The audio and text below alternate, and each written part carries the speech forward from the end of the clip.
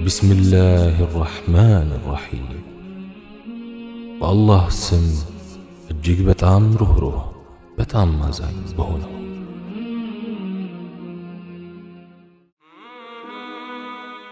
سمع عمر ليلة عجوزا تقول لبني በአንዲት ምሽት አንዲት አረዊት ሴት ልጇን ወተት ከውሃ ጋር እንድትቀላቅል ስትነግራት ዑመር ኢብኑ ኸጣብ ረዲየላሁ ዐንሁ ሰሙ። ልጅቷም አያቴ ሆይ አሚር አልሙእሚኒን ዑመር ወተት ከውሃ ጋር መቀላቀልን መከልከላቸውን አታውቂምን? አለች። አረዊቷ ሴት በዝንጉነት ቅጽበት ዑመር የት ሆኖ ነው የሚያየኝ? አለች። አላህ እንደሚያይ እርግጠኛ የሆነችዋ አማኟ ዑመር ባያየንም የዑመር ጌታ ያየናል አለች። ትንሹም ትልቁም የሚያውቁት ታሪክ ነው። ግን በሕይወታችንና በተግባራችን ላይ ያለው ተጽዕኖ የት አለ? አላህን አላቁት፣ እንደሚያያቸውም አወቁ፣ ከእርሱም አፈሩ፣ ከዚያም ፈሩት። አላህ ታላቅ ነው፣ አዛዡ ላቀ፣ ትእዛዙም አላቁት። ተጨማሪ ልንገራችሁ። ኢብኑ ዑመር በበረሃ እያለፉ የበግ እረኛ አገኙ። እረኛውንም ለመፈተን እንዲህ አሉት፣ ከነዚህ በጎች ጥቂቶቹን ሽጥልን አሉት። እረኛውም እኔ አደራ ጠባቂ ባሪያ ነኝ አለ። ኢብኑ ዑመርም እምነቱን እየፈተነ ተኩላው እንደበላው ለባለቤቱ ንገረው አለ። በልቡ የአላህ ፍራቻ የተሞላው እረኛ ለአላህስ ምን ብዬ እነግረዋለሁ? ለአላህ ምን ብዬ እነግረዋለሁ?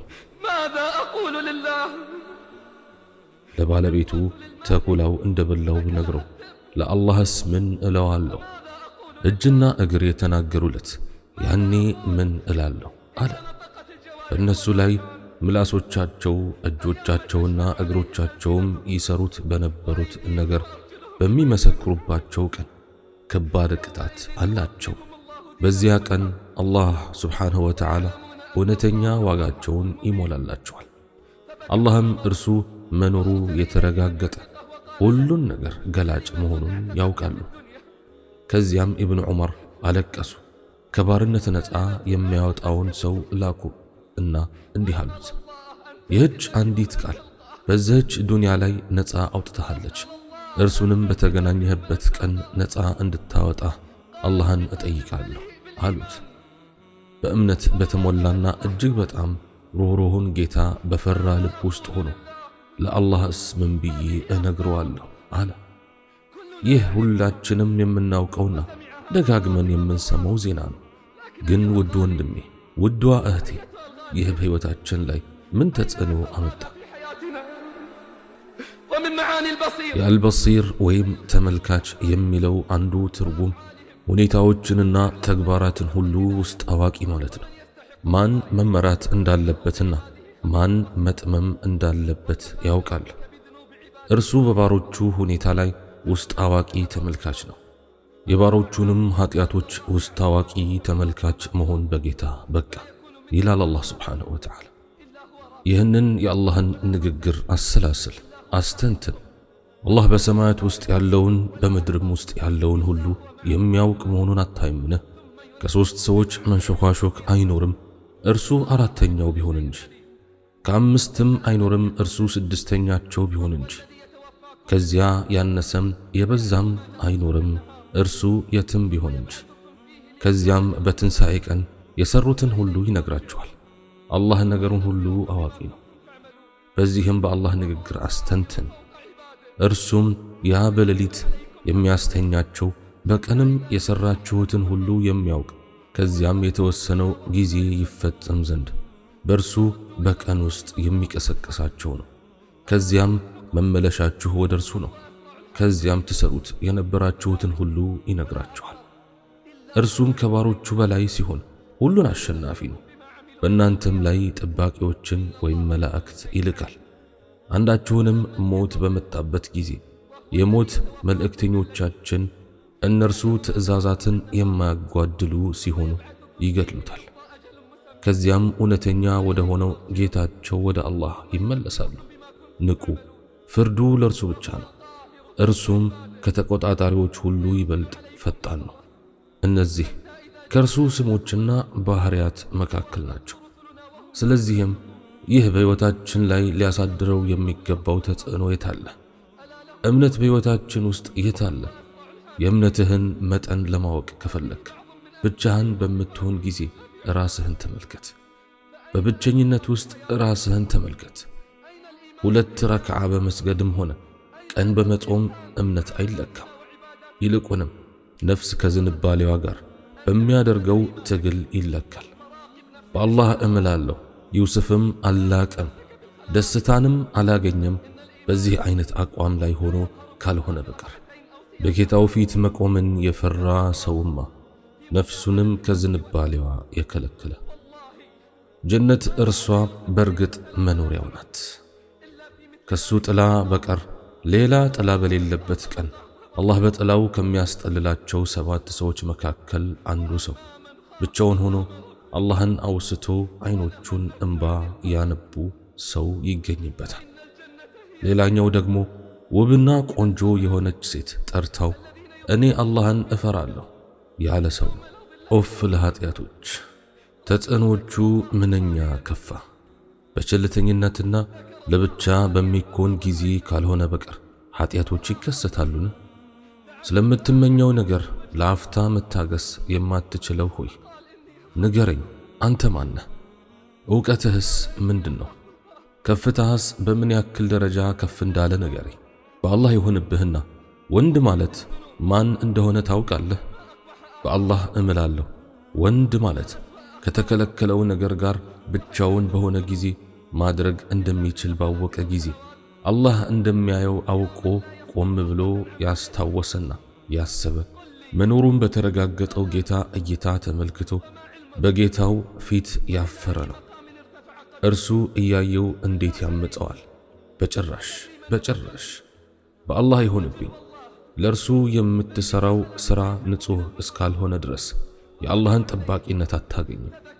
በአላህ እምላለሁ ፍላጎትህን እስካልተውክ ድረስ የተጠሉት ተግባራት ላይ እስካልታገስክና ራስህን ለማስደሰት ራስህን እስካልሰዋህ ድረስ የአላህን ጠባቂነት አታገኝም። አትርሚዚ ከአቡ ዘር ረዲየላሁ ዐንሁ በዘገቡት ሐዲስ ላይ እንዲህ ብለዋል። የአላህ መልእክተኛ ዓለይሂ ሰላቱ ወሰላም ይህንን የቁርአን አንቀጽ አነበቡ። በሰው ላይ የሚታወስ ነገር ሳይሆን ከዘመናት የተወሰነ ጊዜ በርግጥ አልፎበታል። ምዕራፏን እስከሚጨርሷትም ድረስ አነበቧት። ከዚያም እኔ እናንተ የማታዩትን አያለሁ፣ የማትሰሙትንም እሰማለሁ። ሰማይቷ ሸክም በዝቶባት ድምፅ አሰማች። ድምፅ ማሰማቷም እውነት አላት። በውስጧ የሚሰግድ መልአክና የሚቆም መልአክ ካልሆነ በቀር ለ4 ጣቶች የሚሆን ቦታ የላትም። በአላህ እምላለሁ እኔ የማውቀውን ብታውቁ ኖሮ ትንሽ ስቃችሁ ብዙ ባለቀሳችሁ ነበር። ከሚስቶቻችሁም ጋር ፍራሽ ላይ ባልተደሰታችሁ ነበር።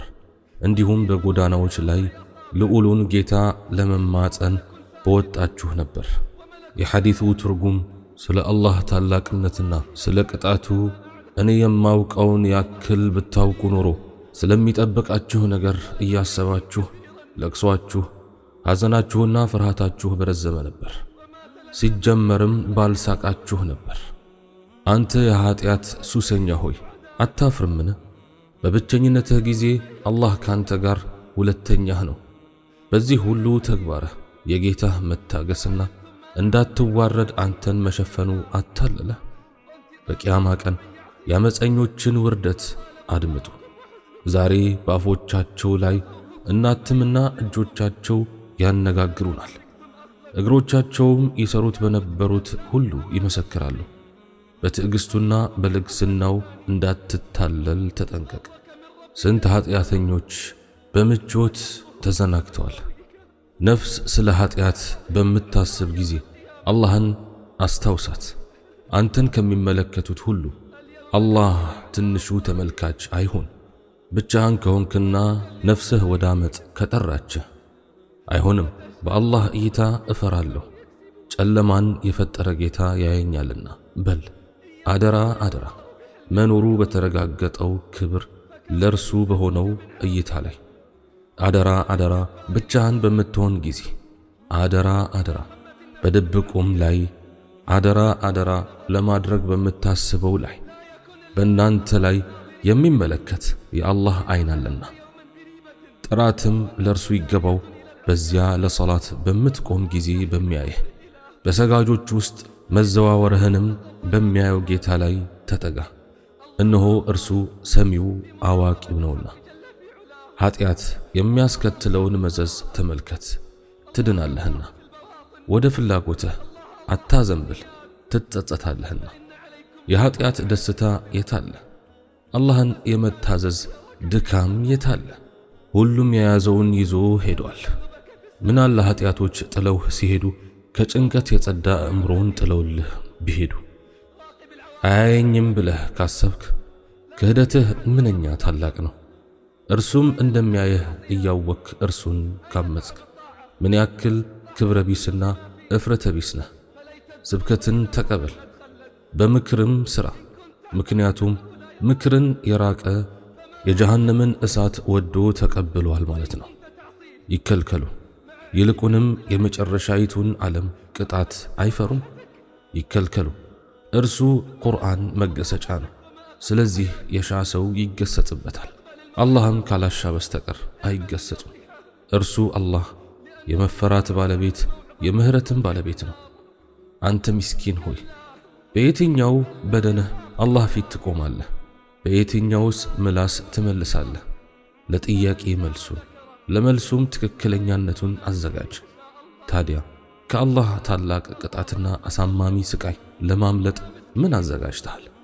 ይህ ሊሳካ የሚችለው በጥሩ ተውሂድና አላህን በመታዘዝ ሥራ ብዛት ክምችት ብቻ ነው። አላህ ሆይ ሙስሊም ሆነን ሕያው አድርገን፣ ሙስሊምም ሆነን ሞት አድርገን፣ ከጻድቃኖችም ጋር አገናኝ። አላህ ሆይ በሚስጥርና በግልጽ ሁኔታዎችን ላይ ያንተን ፍራቻ እንጠይቅሃለን። በእርካታና በቁጣም ጊዜ እውነትን መናገር እንጠይቅሃለን። በድህነትና በሀብትም ጊዜ በአንተ መንገድ ጽናትን እንጠይቅሃለን። ከመቃብር በኋላም እርካታንና ከሞት በኋላም የመኖር ደስታን እንጠይቅሃለን። ፊትህንም የማየት ደስታን እንጠይቃለን። የሚጎዳው ሳይጎዳን ፈተናም ሳያጠመን አንተን የመገናኘት ናፍቆት እንጠይቃለን። አላህ ሆይ በእምነት ጌጥ አስጊጠን። የዓለማት ጌታ ሆይ ራሳችንን መርተን ሌሎችንም እምንመራ አድርገን።